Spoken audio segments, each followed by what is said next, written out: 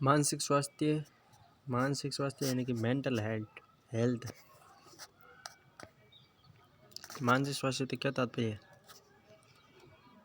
अब व्यक्ति इसमें बोनस मिला हुआ है।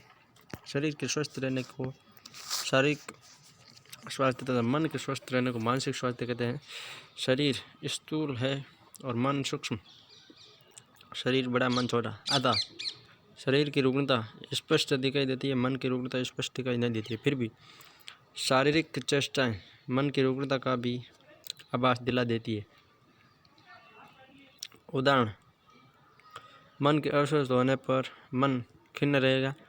मन की खिन्नता काम के प्रति रुचि कम कर देगी तथा रुचि का अभाव आलस्य या उदासीनता पैदा करेगा। चूँकि आलस्य या उदासीनता शारीरिक है, अतः ये स्पष्ट दिखाई दे जाएगा। इस प्रकार हम देखते हैं कि शरीर तथा मन का आपस में गहरा संबंध है। मन अमूर्त है, अतः उसे प्रत्यक्ष रूप से देखना संभव नहीं है। उसे शरीरजन्य परिणामी क्रियाओं के माध्यम से ही देखा जा सकता है। मन की प्रसन्नता एवं रुग्णता शारीरिक क्रियाओं को प्रभावित करती है, तो शरीर की रुग्णता या प्रसन्नता मानसिक क्रियाओं को। मानसिक स्वास्थ्य विज्ञान मानसिक स्वास्थ्य के सिद्धांतों का विज्ञान। दानी के अनुसार मानसिक स्वास्थ्य विज्ञान को आरंभ करने का श्रेय बियर्स को जाता है। एक पूर्ण शारीरिक, मानसिक एवं सामाजिक कल्याण की स्थिति कहलाती है। मानसिक स्वास्थ्य संपूर्ण व्यक्तित्व की पूरी एवं संतुलित क्रियाशीलता को मानसिक स्वास्थ्य कहते हैं। ये परिभाषा किसकी देन है? हेडफील्ड। मानसिक स्वास्थ्य की परिभाषा है वालिन, JEW, हेडफील्ड, ड्रेवर और क्रो एंड क्रो के अनुसार कोलसैनिक, लेडेल और दानी के अनुसार मानसिक स्वास्थ्य विज्ञान मानसिक स्वास्थ्य के सिद्धांतों का विज्ञान है। मानसिक स्वास्थ्य विज्ञान का अभिप्राय मानसिक स्वास्थ्य के नियमों की खोज करना और उसके संरक्षण के लिए उपाय करना अथवा बतलाना। ये परिभाषा दी है तो ड्राइवर ने। ये मतलब फर्स्ट ग्रेड में थोड़ा भारी सवाल पूछते हैं, इसलिए ये परिभाषा दी हुई है। मानसिक स्वास्थ्य विज्ञान अभिप्राय मानसिक स्वास्थ्य के नियमों की खोज करना। नियम कौन निकालता है? तो ड्राइवर को नियम के अनुसार चलना पड़ता है, यानी कि ड्राइवर। मानसिक आरोग्य विज्ञान एक विज्ञान है जो कि मानवीय संबंध से संबंध है। तो क्रो एंड क्रो के अनुसार विज्ञान एक विज्ञान, दो बार विज्ञान है, क्रो एंड क्रो। मानसिक स्वास्थ्य विज्ञान नियमों का समूह है जो व्यक्ति को स्वयं तथा दूसरों के साथ शांति से रहने योग्य बनाता है। सैनिक क्या कहता है कि हमेशा शांति बना के रखो। मानसिक स्वास्थ्य वास्तविकता के धरातल पर वातावरण से प्राप्त सामंजस्य करने की योग्यता है। लेडेल कहता है कि मानसिक स्वास्थ्य वास्तविकता के धरातल पर वातावरण से प्राप्त सामंजस्य की योग्यता है। सामंजस्य बनाए रखो, ये लेडेल ने कहा। सामंजस्य करने की योग्यता। बालक का मानसिक स्वास्थ्य निर्भर करता है वह विद्यालय, परिवार, समुदाय, सभी। मानसिक स्वास्थ्य मुख्य रूप से शिक्षा मनोविज्ञान के कौन से केंद्रीय क्षेत्र से संबंधित है? तो अधिगमकर्ता। मानसिक स्वास्थ्य के संकेतों में शामिल है संवेगात्मक संतुलन, हास्य की भावना, आंतरिक अभिप्रेरणा। बाहरी नहीं होती। मानसिक मतलब मस्तिष्क के अंदर है, बाहर मतलब बाहर की चीज़ आ जाती है। मानसिक रूप से स्वस्थ मनुष्य की विशेषताएं नहीं है। अस्थिर चिंतता, ये मानसिक स्वस्थ मनुष्य की विशेषता नहीं है। चिंता है, अस्थिर है, चिंतता है। उत्साही है, विवेक की चलेगा। संवेगिक संतुलन और हंसमुख आशावादी दृष्टिकोण, ये स्वस्थ है। जबकि अस्थिर चिंतता, ये मानसिक स्वस्थ नहीं है।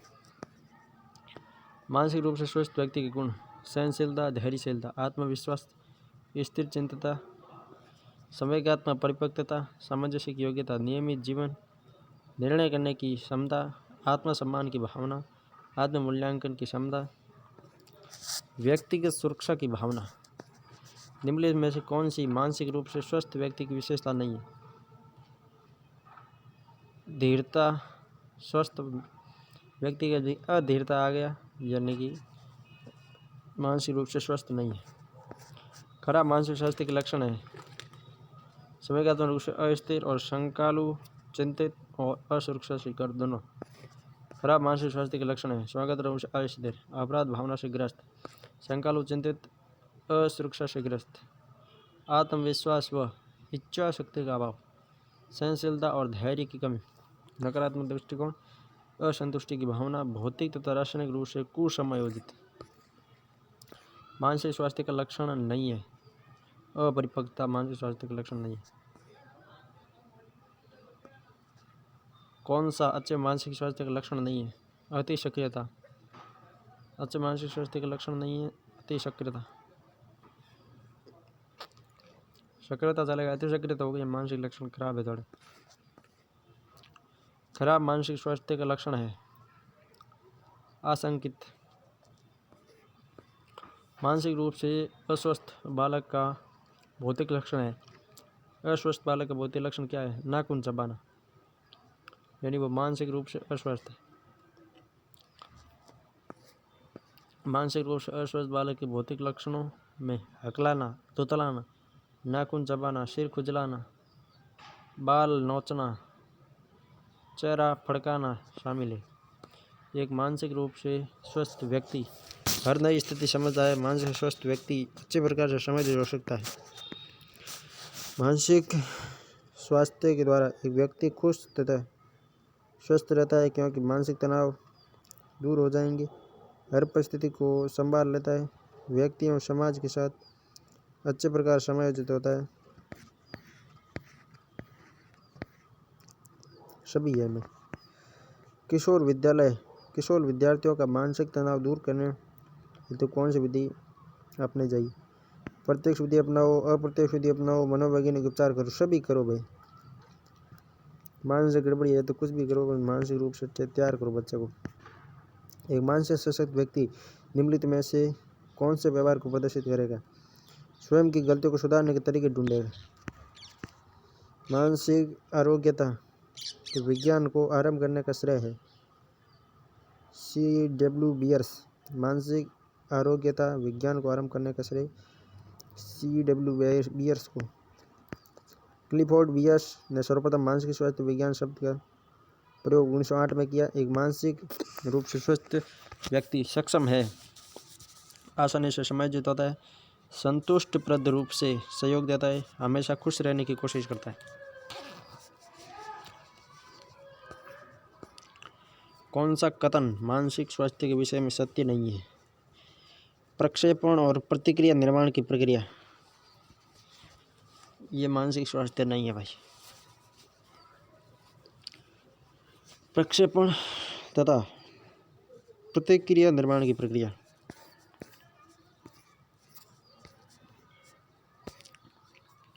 किशोरों के मानसिक स्वास्थ्य पोषण के लिए निम्नलिखित में से कौन सी निर्देशन तकनीकी नहीं है? कठोर कार्य, प्रतिस्पर्धा और गृह कार्य। किशोरों की मानसिक अस्वस्थता से शैक्षिक संस्थानों में क्या निदान कर सकते हैं? सब कर सकते हैं। स्वास्थ्यप्रद वातावरण प्रदान करके, प्रभावशाली शिक्षण वातावरण प्रदान करके और आवश्यकता आधारित पाठ्यक्रम प्रदान करके। अपने मानसिक स्वास्थ्य को ठीक रखने हेतु शिक्षक क्या दायित्व है? व्यवसाय के प्रति वफादारी ही मानसिक रूप से स्वस्थ रखेगी। विद्यालय में मानसिक स्वास्थ्य के सुधार के कार्यक्रम आयोजित किए जाते हैं, क्योंकि निर्देशन की सुविधाओं की उपलब्धता है। किस परिस्थिति में अधिगमकर्ता के मानसिक स्वास्थ्य के विकास में निर्देशन सहायता नहीं कर सकता?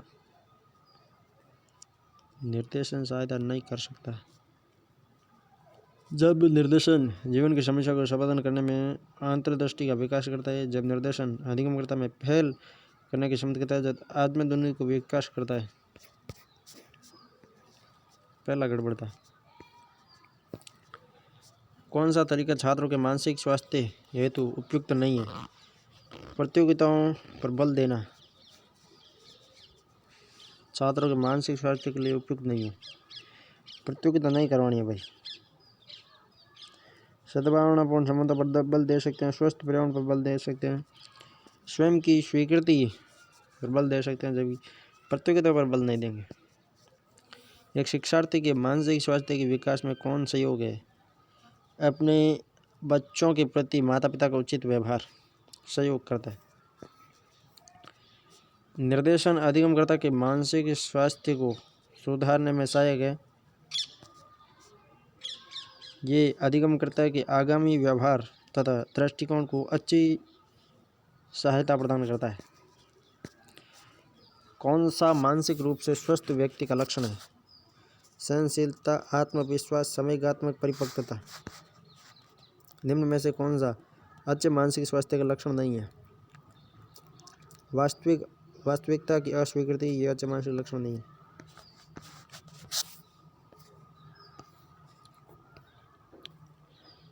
मानसिक स्वास्थ्य के संपर्क की पूर्ण जानकारी एक शिक्षक को योग्य बनाती है विद्यार्थियों के वांछित व्यवहार में ज्ञान सूझ विकसित करने में। आपको तो ये बोलना है बच्चों को कि बच्चे कोई भी समस्या आए डरना नहीं है, उससे सोच समझ के उसे दूर करने का प्रयास करना है। और यदि आपसे वो समस्या का सॉल्यूशन नहीं हो रहा है तो मेरे को बताना है, मैं आपकी समस्या का सॉल्यूशन कर दूंगा, आपका काम बन जाएगा। मानसिक रूप से आपको अस्वस्थ नहीं रहना है, हमेशा खुशी रहना है।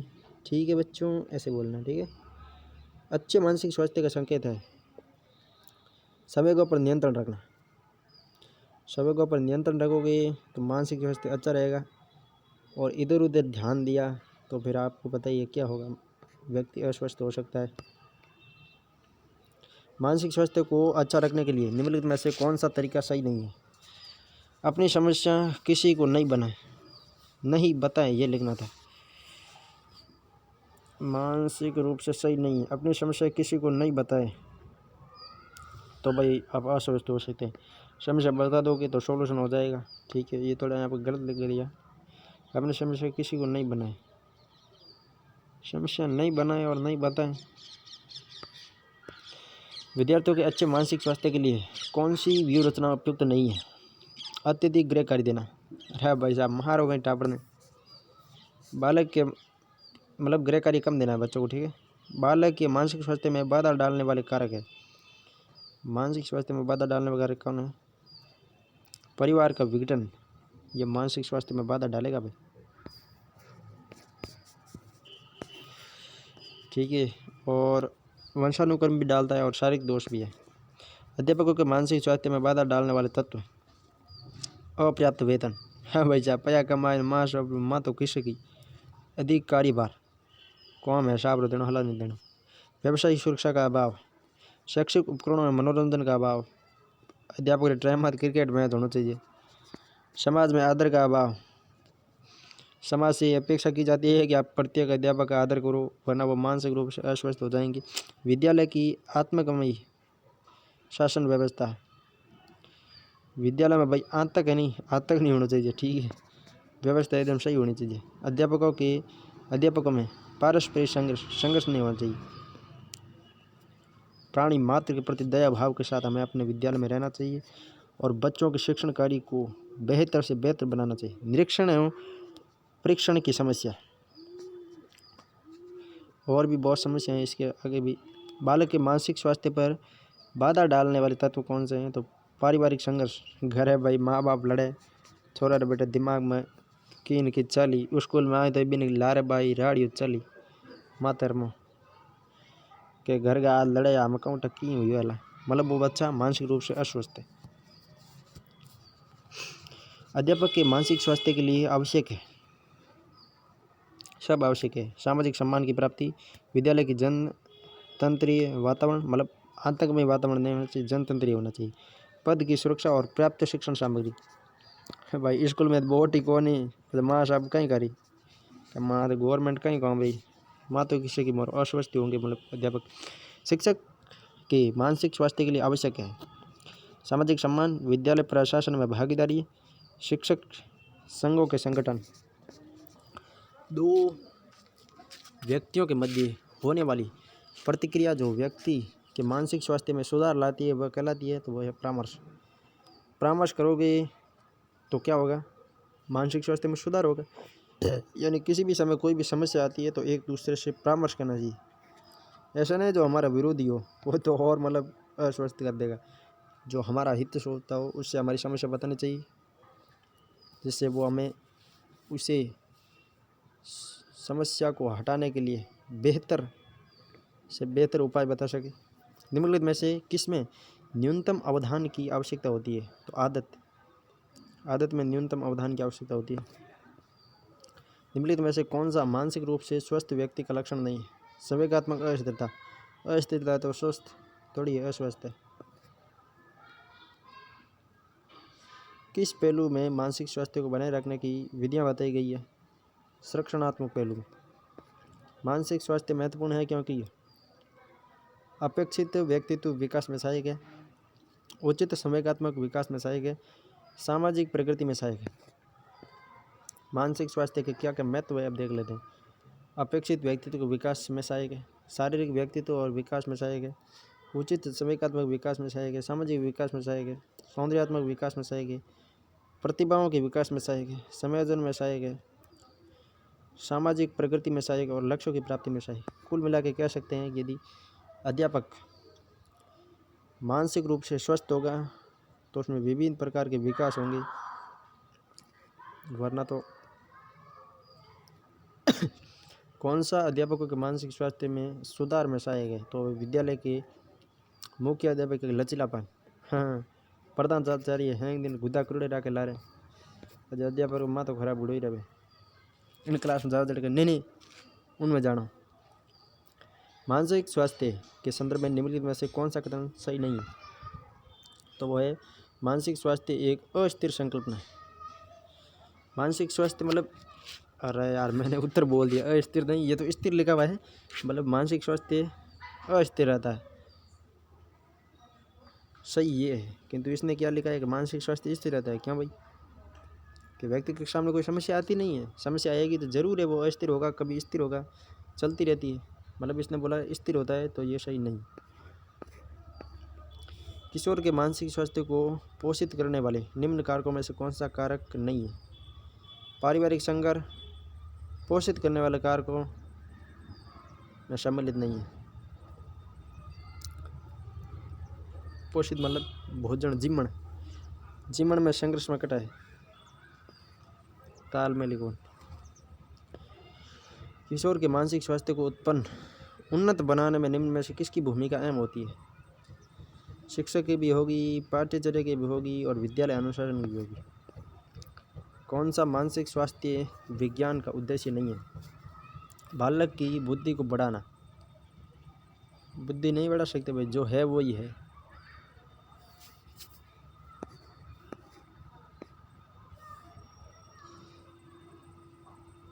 कौन सा एक बच्चे के मानसिक स्वास्थ्य को प्रतिकूल प्रभावित करने वाला कारक नहीं है, शिक्षक की संवेगात्मक स्थिरता, ये प्रतिकूल कारक नहीं है।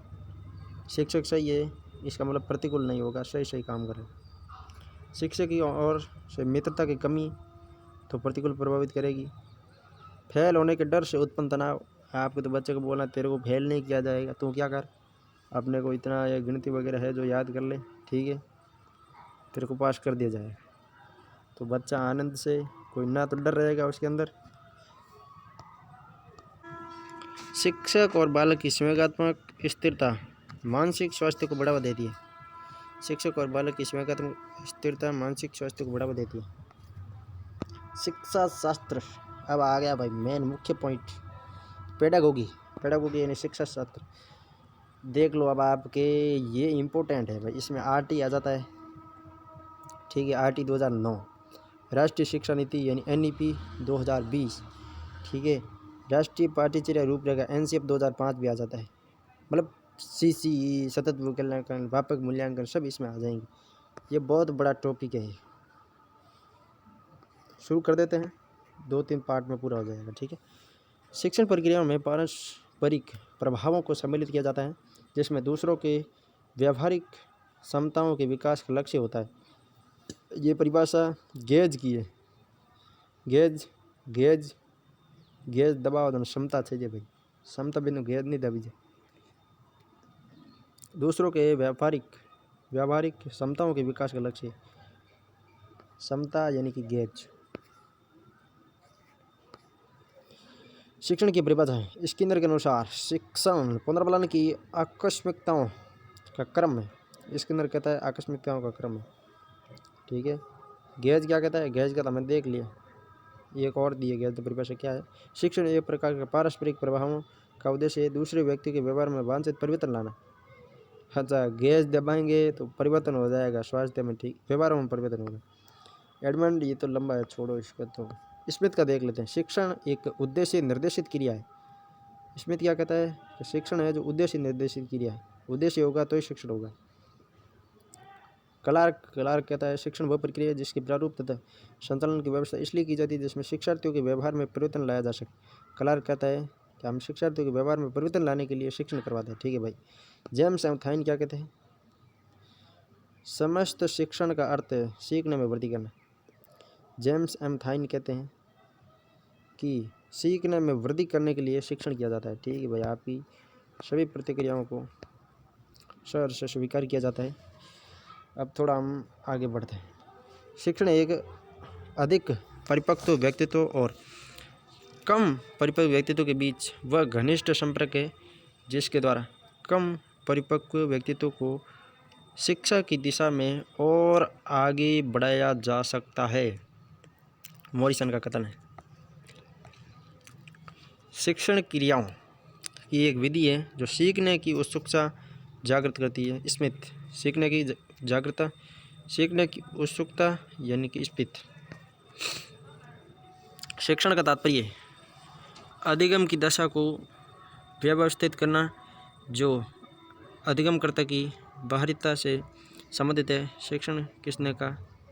गेन ने। स्मृति स्तर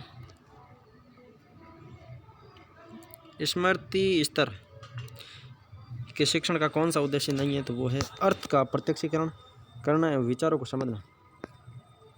शिक्षण के स्तर, लेवल ऑफ टीचिंग क्या है देख लेते हैं। स्मृति स्तर, बोध स्तर कौन है? मॉरिसन है। चिंतन हंट हो गया। स्मृति स्तर हर्बर्ट राइट है सब। स्मृति मतलब कम से कम विचार युक्त यानी विचारहीन स्मृति स्तर। बोध स्तर यानी विचार युक्त, और चिंतन स्तर मतलब अति विचार युक्त। स्मृति स्तर का शिक्षण के स्मृति स्तर के प्रवर्तक हार्वर्ड थे। इसमें शिक्षण अधिगम मात्र स्मृति के सहारे ही टिका रहता है। छात्रों के सामने तथ्य, सूचनाओं, नियमों तथा सूत्रों आदि के रूप में जो भी ज्ञान प्रस्तुत किया जाता है वे उसे केवल रटकर अपनी स्मृति में संजोने का ही प्रयत्न करते हैं, न कि उनके बारे में कोई समझ ही विकसित होती है, और न केवल वे उनका अर्थ जानकर उनका उपयोग ही कर पाते हैं।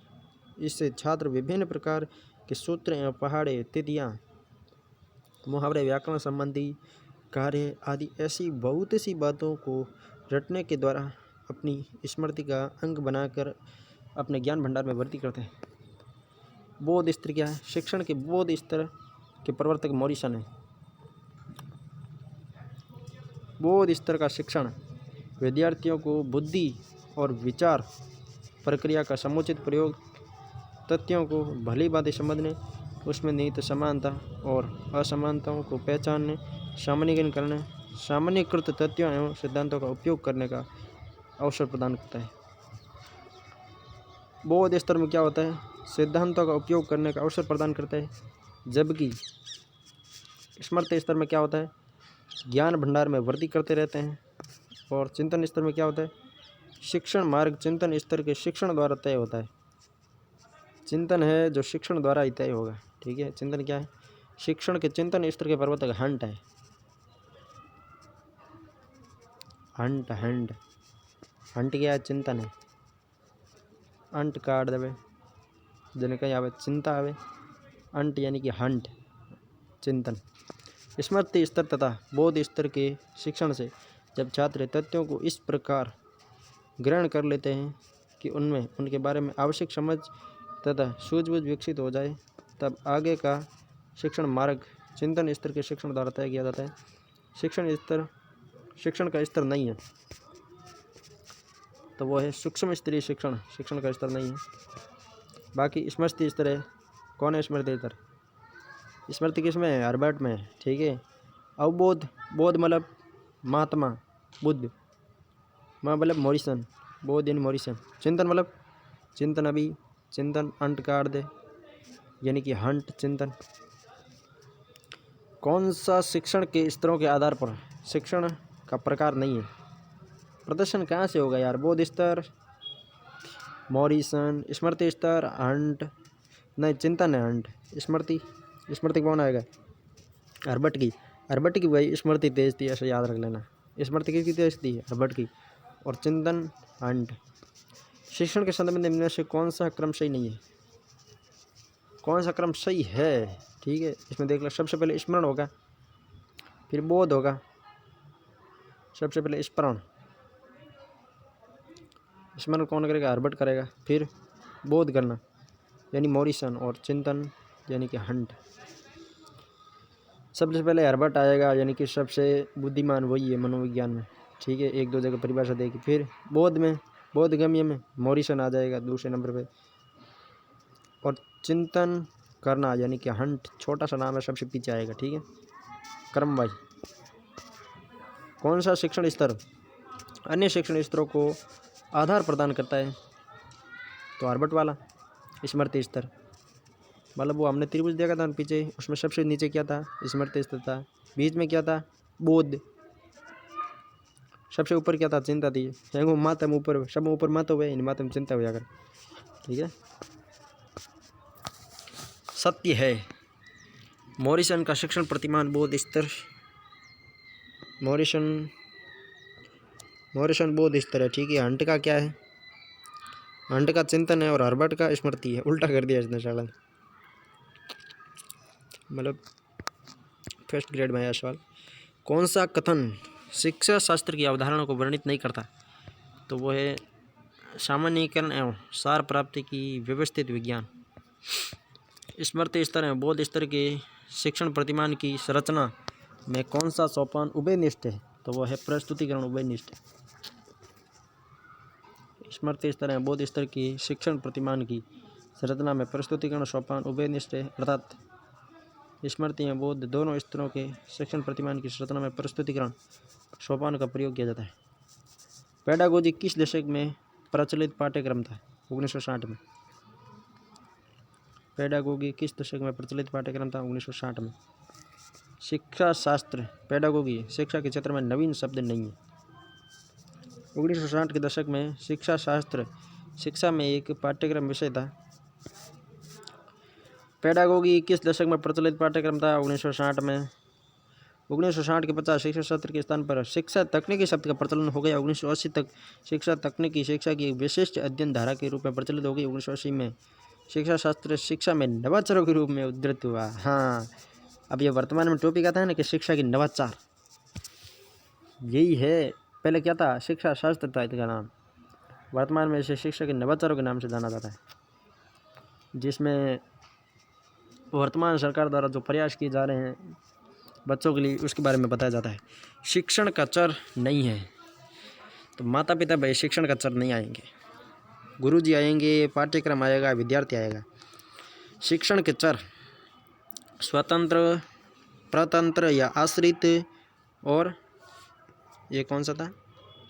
मध्यस्थ। स्वतंत्र में गुरुजी आ गए, आश्रित या डिपेंड आ गए, दूसरे पर डिपेंड है। इंडिपेंड कौन होगा? विद्यार्थी होगा। इंग्लिश देख लेनी है। आश्रित यानी प्रतंत्र, स्वतंत्र मतलब इंडिपेंडेंट, और हस्तक्षेपी मतलब मध्यस्थ, इंटरवर्निंग, हस्तक्षेपी में पाठ्यक्रम आएगा। ये चर मिलकर शिक्षण प्रक्रिया को पूर्ण करते हैं। तीनों चर मिलकर क्या करते हैं? शिक्षण प्रक्रिया को पूर्ण करते हैं। उल्लेखनीय है कि जॉन एडम्स ने शिक्षा को द्विमुखी प्रक्रिया, शिक्षक विद्यार्थी, और जॉन डीवी ने त्रिमुखी प्रक्रिया का, जबकि ये 3 प्रारूप किसने दिए थे? स्मिथ और टॉलमैन ने दिए मेरे ख्याल से। 3 चर स्मिथ और टॉलमैन ने बताए थे। शिक्षण प्रक्रिया में कौन सा स्वतंत्र है? तो शिक्षक हो गया, ऑप्शन 2 स्वतंत्र। ठीक है। शिक्षण प्रक्रिया में विद्यार्थी या तो आश्रित होगा या परतंत्र होगा। लेवल फर्स्ट में आया 2016 में। शिक्षण प्रक्रिया में किसे आश्रित चर कहा गया? तो विद्यार्थी होगा आश्रित। छात्र को, विद्यार्थी को, बालक को एक ही बात है। शिक्षण अधिगम का केंद्र है, केंद्र शिक्षार्थी होगा भाई, वो नहीं जाएगा तो शिक्षक पाठ्यक्रम सब धैर्य रह जाए। ठाकुर स्कूल में नहीं जाए इन मतलब कुछ नहीं, नील बटा सन्नाटा है। ठीक है। शिक्षा के क्षेत्र में निम्नलिखित में से सबसे महत्वपूर्ण होता है वो शिक्षार्थी। शिक्षार्थी के बिना कोई मतलब का नहीं है शिक्षण। सभी योजनाएं धरी की धरी रह जाएगी। शिक्षण विधियाँ कहीं भी काम नहीं आएगी, मनोविज्ञान कहीं भी काम नहीं आएगा यदि बच्चा स्कूल में नहीं आया था। और यदि बालक स्कूल में आता है उसी से शिक्षण की शुरुआत होती है। पूरी व्यवस्था बालक के लिए तो की जा रही है। शिक्षण की उपस्थिति, विद्यार्थी की सहभागिता, उनकी सक्रियता, सम्मिलित होना आवश्यक नहीं है, कहलाती है अनुदेशन। हाँ ठीक, ऑप्शन 2 है केवल। शिक्षण, प्रशिक्षण और प्रतिपादन, अनुदेशन नहीं कहलाती है।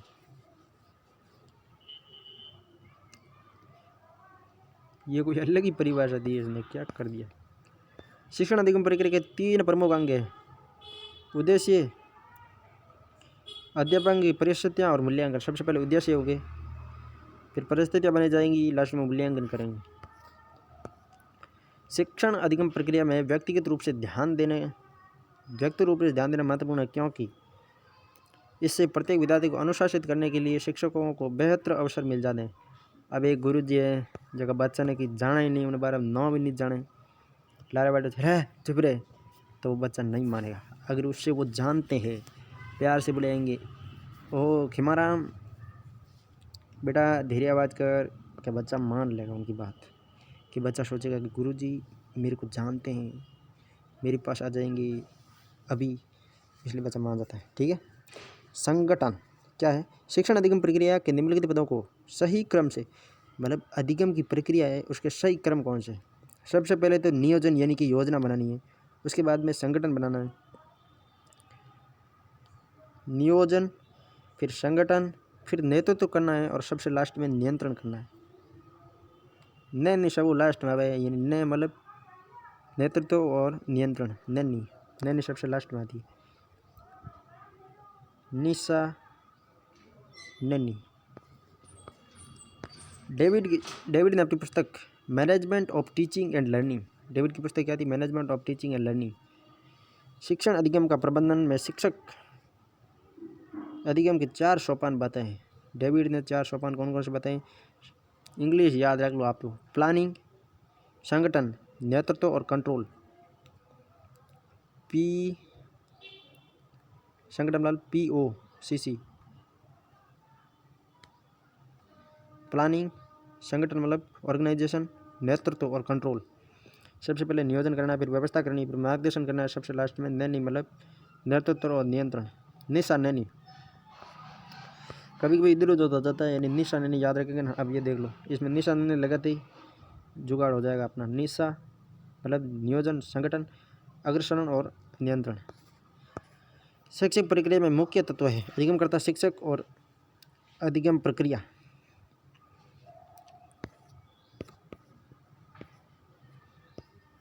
इसमें सभी आ जाते हैं, मतलब अधिगमकर्ता भी आ जाता है, शिक्षक भी आ जाता है, अधिगम अनुभव भी आ जाता है, अधिगम प्रक्रिया भी आ जाती है, परिस्थितियाँ भी आ जाती है। ठीक है। मनोवैज्ञानिक आधार में शिक्षण अधिगम का मनोवैज्ञानिक आधार किस पर निर्भर करता है? अध्ययन शैली पर। शैली सब कुछ होती है, पढ़ाने का तरीका ही बच्चे को प्रभावित करता है। अधिगम प्रक्रिया को क्रमवार व्यवस्थित कीजिए। सबसे पहले हमें क्या करना है? उद्देश्य यानी कि नियोजन करना है। उसके बाद में वर्तमान ज्ञान को पूर्व ज्ञान से जोड़ना है। फिर सामग्री का प्रस्तुतिकरण करना है, और सबसे लास्ट में मूल्यांकन करना है। शिक्षण अधिगम प्रक्रिया में सदैव सर्वप्रथम उद्देश्य निर्माण होता है, पूर्व क्रिया अवस्था के अंतर्गत आता है, वह मूल्यांकन सदैव अंतिम क्रिया, उद्देश्य पूर्व क्रिया, मूल्यांकन सदैव अंतिम क्रिया, जो उत्तर क्रिया अवस्था के अंतर्गत आता है। सबसे पहले उद्देश्य होगा पूर्व क्रिया और उत्तर क्रिया में या अंतिम क्रिया में मूल्यांकन। अधिगम क्रिया में सम्मिलित है अधिगम का मनोविज्ञान, अधिगम को प्रभावित करने वाले कारक, अधिगम के लिए अभिप्रेरणा। शिक्षण अधिगम प्रक्रिया में निम्न में से कौन केंद्र बिंदु होता है? तो बच्चा केंद्र बिंदु होगा, छात्र केंद्र बिंदु होगा, विद्यार्थी केंद्र बिंदु होगा। शैक्षिक प्रक्रिया में मुख्य घटक सम्मिलित है अधिगमकर्ता और शिक्षक, अधिगम अनुभव, अधिगम प्रक्रिया और अधिगम वातावरण। शिक्षा के 3 केंद्र बिंदु कौन से हैं? सबसे पहले शिक्षार्थी, शिक्षक, विषय वस्तु, पाठ्यक्रम। एलन और रायन ने कितने शिक्षण कौशल बताए? 14। एलन और रायन ने शिक्षण कौशल कितने बताए? 14 बताए। 14 समझ गए? 14। एलन और रायन ने कितने शिक्षण कौशल बताए? 14। प्रोफेसर डी एलन व रायन ने 14, पासी ने 13, जगीरा मादा 20, जगीरा 20 बता दिया। पासी कितना बताया? पासी 13 बताया। एलन और रायन इंपॉर्टेंट है क्योंकि इनका क्वेश्चन आ गया है फर्स्ट ग्रेड में। एलन और रायन ने 14 बताए, पासी ने 13 बताए। पासी मतलब मासी, 3 तिगाड़ा काम बिगड़ा यानी कि 13। ठीक है। जगीरा मतलब काम ही अलग हो, इसका काम ही अलग और नाम ही अलग, तो 20 है जगीरा का। एलन और रायन के 14 शिक्षण कौशल कौन से है? उद्दीपन परिवर्तन, विन्यास प्रेरणा, समापन, शिक्षक मौन पुनर्बलन, प्रश्न पूछने में गति, अनुशीलन प्रश्न, विकेंद्रित प्रश्न, व्यवहार की पहचान, दृष्टांत या उदाहरण भी देना चाहिए बीच में, व्याख्यान भी करना चाहिए, उच्च स्तरीय प्रश्न, नियोजित पुनरावृत्ति और संप्रेषण पूर्णता। कौन सा शिक्षण कौशल है? शिक्षण की व्यू रचना शिक्षण कौशल है। किसी कक्षा में शिक्षण के समय विद्यार्थियों की आवश्यकताओं एवं रुचियों को मस्तिष्क में रखना चाहिए।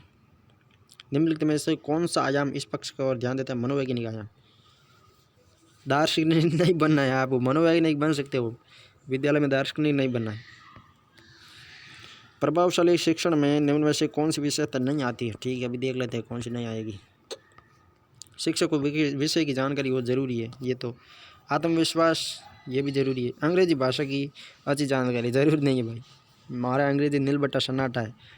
अपन बच्चों को देसी भाषा में पढ़ाएंगे, जो उनकी मातृभाषा होगी वो उसे आसानी से समझ सके, इसीलिए अंग्रेजी का ज्ञान कतई आवश्यक नहीं है। ठीक है, अच्छे शिक्षण के लिए। कक्ष व्यवस्थापन एवं शिक्षण विधि की अच्छी जानकारी, शिक्षण विधि की जानकारी तो है हमें, ठीक है, चलेगी।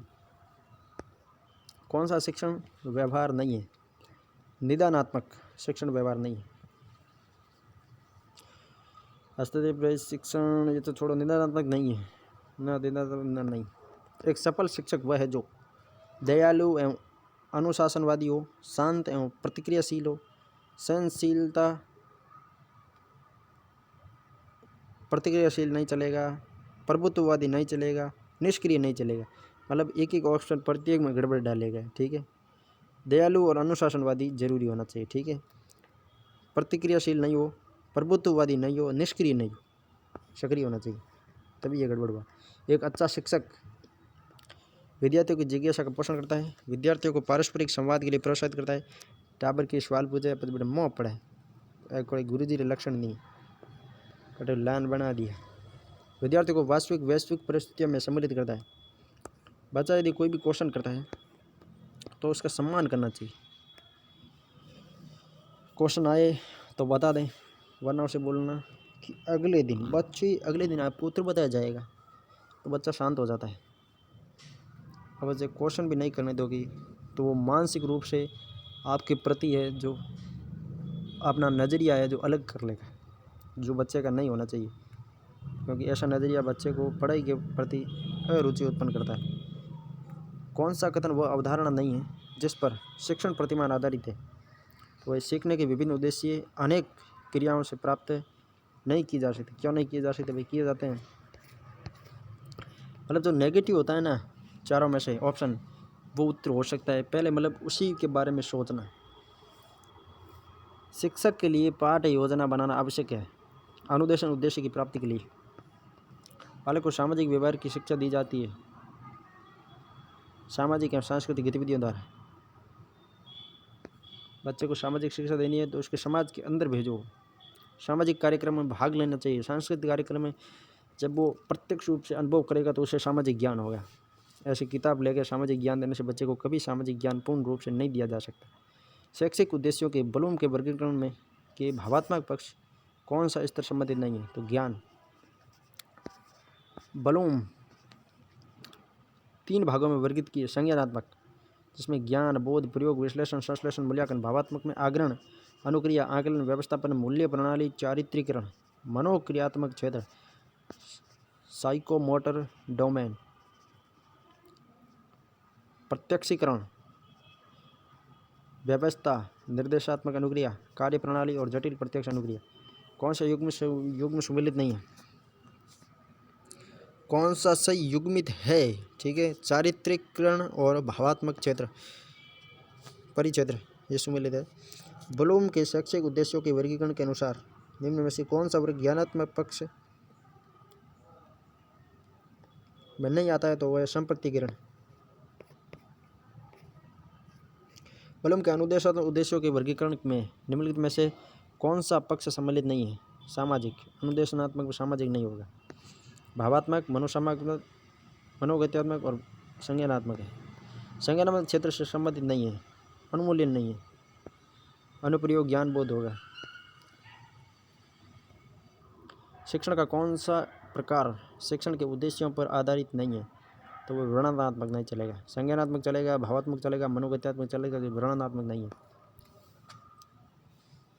कौन सा प्रक्षेत्र ब्लूम के वर्गीकरण में नामित नहीं है, बोनस दिया गया इसमें, क्योंकि संज्ञानात्मक आ गया, भावनात्मक आ गया, 2 गड़बड़ कर दिए। क्रियात्मक और मनोप्रेरणा एक ही होते हैं, अतः प्रश्न बोनस अंक दिया गया।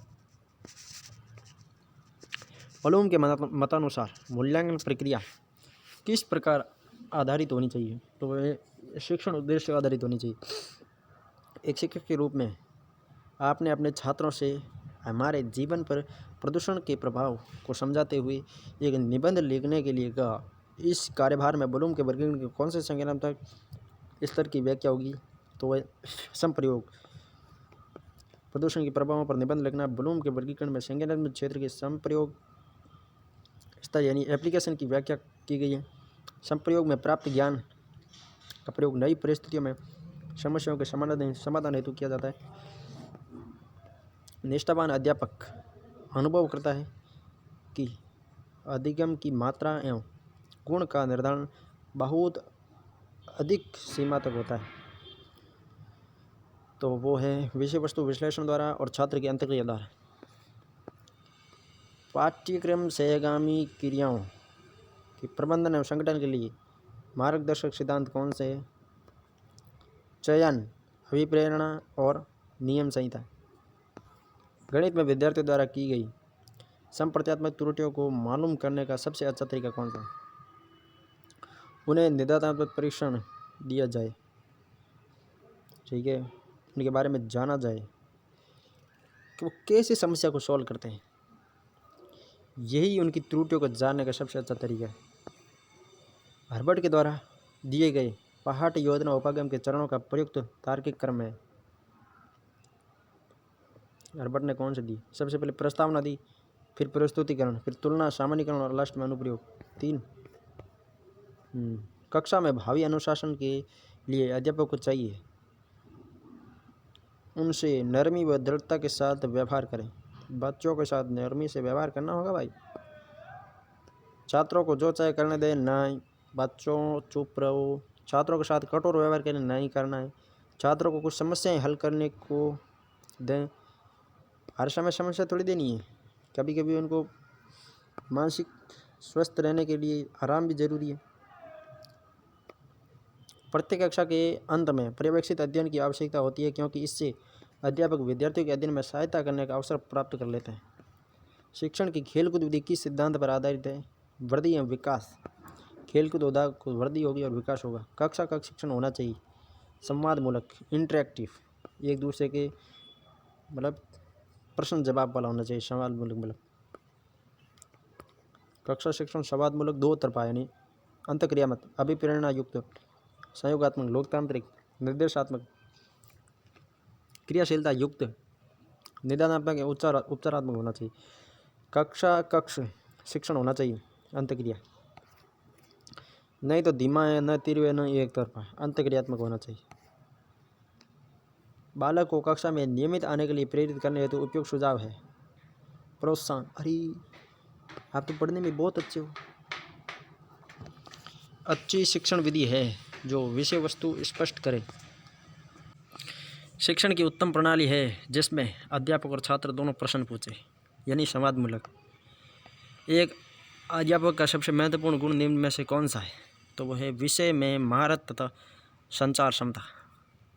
विषय में महारत और संचार क्षमता सबसे महत्वपूर्ण गुण है अध्यापक का। विषय में महारत और संचार, यदि विषय में महारत भी होनी चाहिए और संचार क्षमता भी होनी चाहिए। गुरुजी में ज्ञान तो बहुत है किंतु बच्चों को प्रदान करने का या संचार क्षमता का अच्छा तरीका नहीं है तो वो ज्ञान कुछ भी काम का नहीं।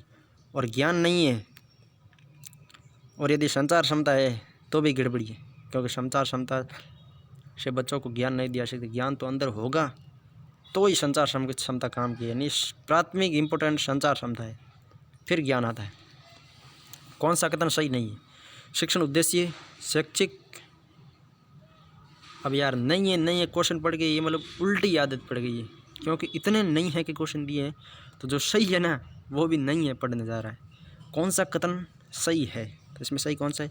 शिक्षण उद्देश्य शैक्षिक उद्देश्य के अंतर्निहित होते हैं। शिक्षण के उद्देश्य है जो शैक्षिक उद्देश्य के अंतर्निहित होते हैं। शिक्षण सूत्र नहीं है।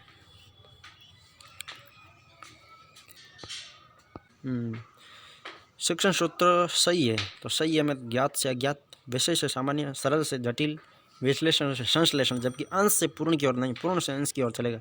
तीसरा गड़बड़ है। शिक्षण के सूत्र ज्ञात से अज्ञात की ओर, सरल से कठिन की ओर, संपूर्ण से अंश की ओर या पूर्ण से अंश की ओर। ठीक है, गैस्ट्रोल्डवादियों ने दिया ये। विशिष्ट से सामान्य की ओर, मनोवैज्ञानिक क्रम से तार्किक क्रम की ओर, विश्लेषण से संश्लेषण की ओर, प्रत्यक्ष से परोक्ष की ओर।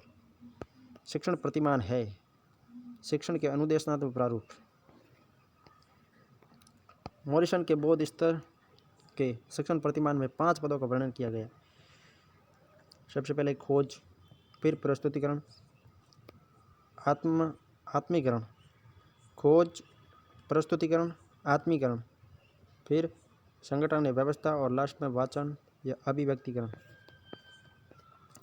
ये यूपी लेवल 1 में पूछा गया है, यूपी टेट। किसी शिक्षक से संबंधित निम्नलिखित में से कौन सा कथन सही नहीं है? उसे अपने परीक्षा विद्यार्थियों की प्रकृति की समझ होनी चाहिए, यह तो सही है। मनोविज्ञान शिक्षक को अपने विद्यार्थियों की प्रकृति को समझने में मदद करता है, यह भी सत्य है। शिक्षक को बच्चों की रुचियों से कोई सरोकार नहीं होना चाहिए, तो ये तीसरा है ना, नेगेटिव लग रहा है, इसका मतलब उत्तर भी यही होगा। ये देख लो, जो नेगेटिव लग रहा होगा मतलब नहीं है इसमें आ गया, इसका मतलब उत्तर होने का संभावना उसकी होती है अधिकतर।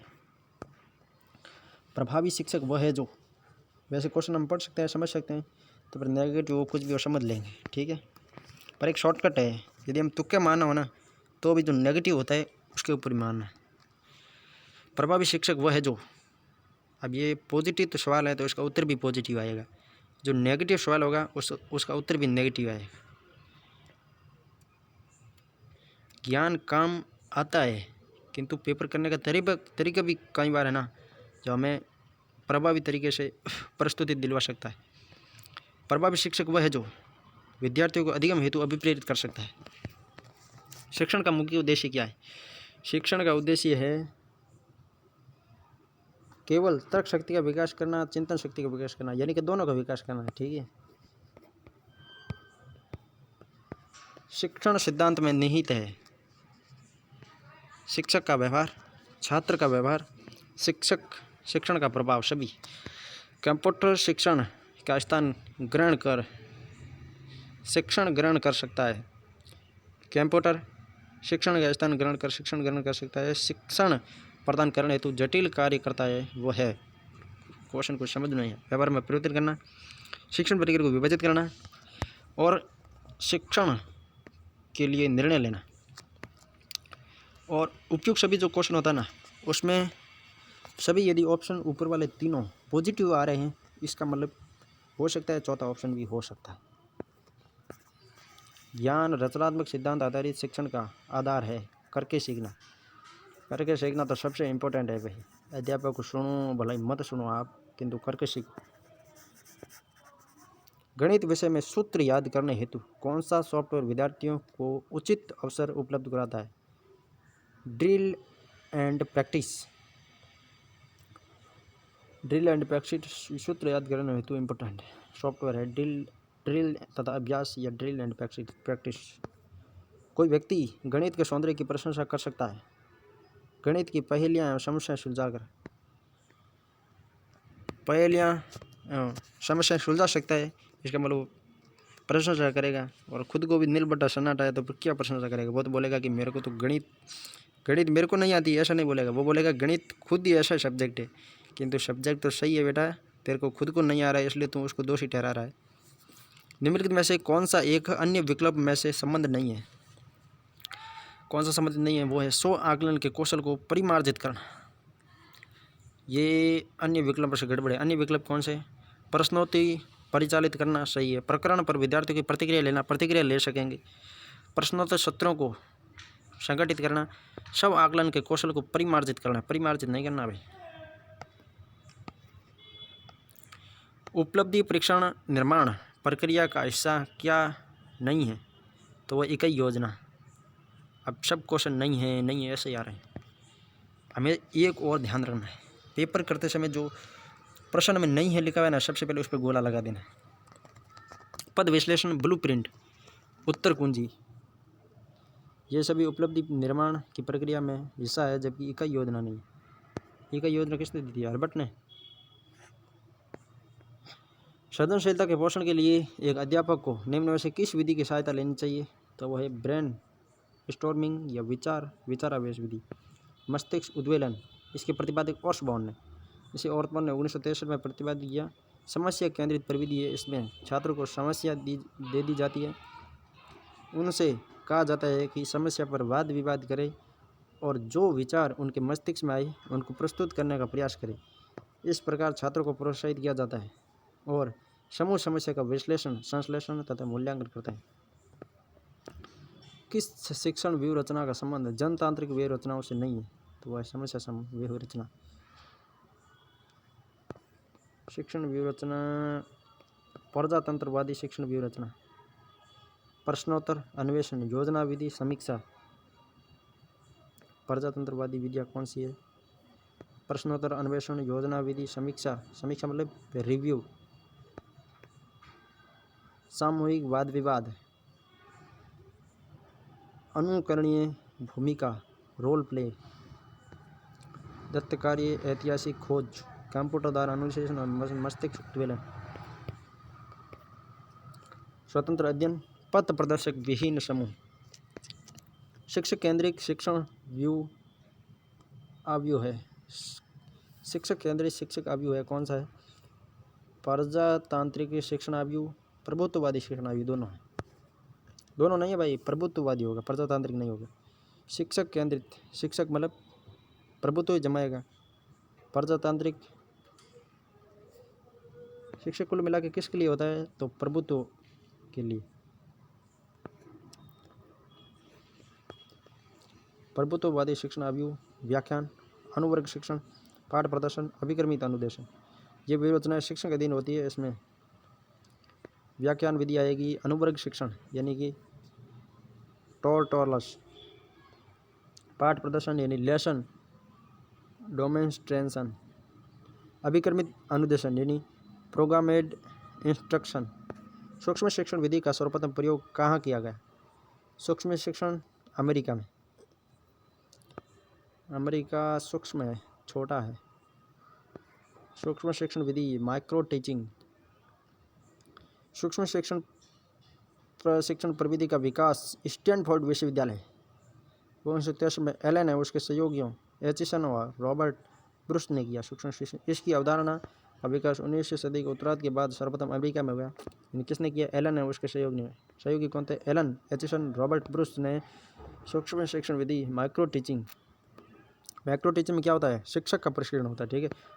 भारत में सर्वप्रथम प्रयोग 1970 में तथा विकास 1975 के पश्चात हुआ। सूक्ष्म अध्यापन प्रणाली शिक्षण की वह विधि है जिसके द्वारा छात्र किसी शिक्षण कौशल को कम से कम 5 से 10 मिनट में छोटे समूह को 5 से 10 बच्चों को पढ़ाकर अभ्यास कर सकता है।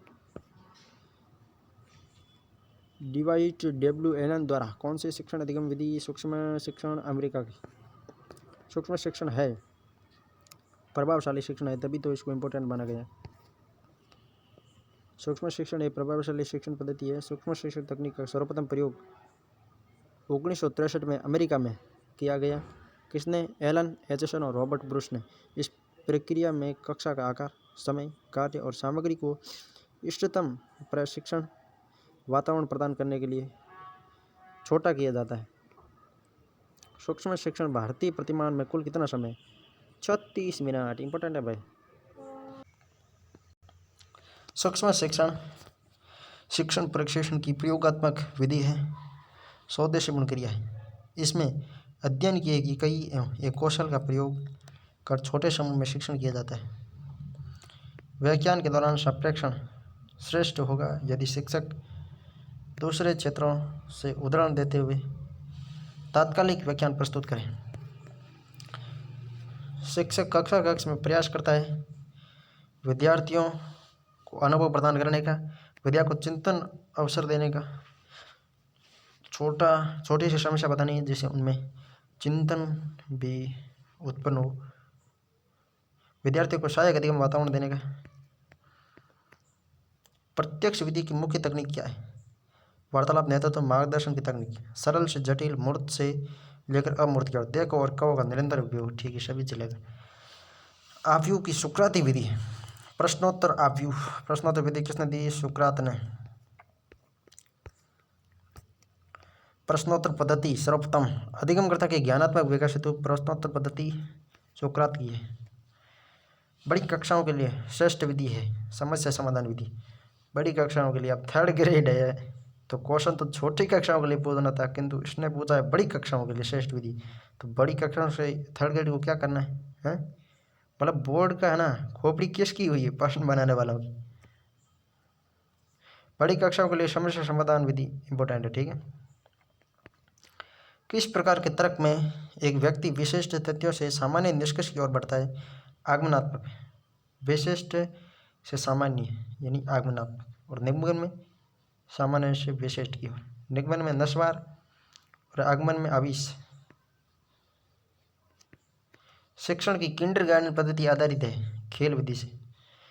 अब क्वेश्चन तो ये पूछना चाहिए 3rd ग्रेड में पूछा गया है कि छोटे बच्चों के लिए तो खेल विधि या किंडरगार्टन विधि उपयोगी है, बड़े बच्चों के लिए पूछ रहे हैं। किंडरगार्टन प्रणाली 1st ग्रेड का प्रश्न है वो। किंडरगार्टन प्रणाली, इस प्रणाली की आविष्कारक जर्मनी के प्रसिद्ध फ्रोबेल है। किंडरगार्टन है खेल विधि के जनक कौन है? फ्रोबेल है। कहाँ के थे फ्रोबेल जर्मनी का था भाई।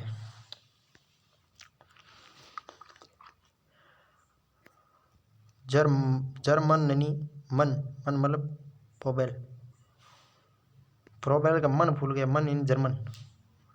फ्रोबेल का मन फूल गया यानी मन यानी जर्मन। फ्रोबेल के अनुसार विद्यालय एक बाग के समान है, ठीक है, जिसमें शिक्षक का स्थान एक माली के समान तथा बच्चे किंडर यानी पौधे के समान होते हैं। किंडरगार्टन का अर्थ क्या है? उद्यान। किंडरगार्टन का अर्थ ही उद्यान है। ये पहले 1st ग्रेड में पीछे क्वेश्चन था एक कि किंडरगार्टन का क्या अर्थ है, तो वो है बाल वाटिका या उद्यान है। खेल द्वारा शिक्षा एवं स्वतः प्रक्रिया। छोड़ो इसको, ये विधि छोटे बालकों के लिए उपयोगी है, ठीक है, 4 से 8 वर्ष के लिए चलेगी। किंडरगार्टन किस भाषा का शब्द है? किंडरगार्टन वैसे भी हो गया, फ्रोबेल ने आविष्कार था। फ्रोबेल कहाँ का था? जर्मन था, यानी जर्मन शब्द बनेगा। आगमन विधि में शिक्षण सूत्र का प्रयोग होता है। आगमन विधि ज्ञात से अज्ञात की ओर चलती है, ठीक है। उदाहरण से नियम की ओर चलती है, स्थूल से सूक्ष्म की ओर चलती है।